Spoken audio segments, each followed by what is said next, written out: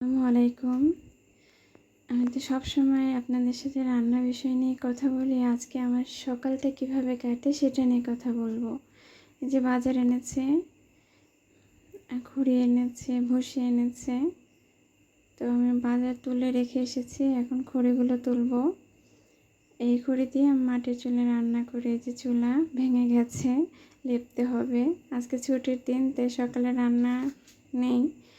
Rice কুকারে রান্না করেছি, এখন চুলাটা লেপে নিব, তারপরে তরকারি রান্না করব আমার ছেলের জন্য।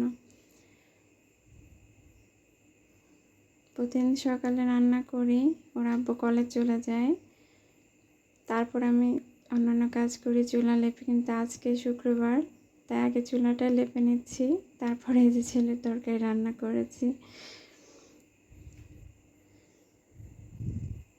আর এই যে কচুর শাক এনেছে, এটাকে ভালো করে পরিষ্কার করে কেটে রাখবো রাত্রিবেলা ভর্তা করার জন্য। আর এই যে কলার থোড় এনেছে, এটাকে কেটে বেছে রেখে দেব। আমার আব্বা এটা দিয়ে খুব ঘুঁটো পছন্দ করে, বড়া পছন্দ করে। একদিন আপনাদের করে সবাইকে দেখাবো। চিংড়ি মাছ দিয়ে ভাজি করলেও ভালো লাগে। এটা বেছে ফ্রিজে তুলে রাখবো।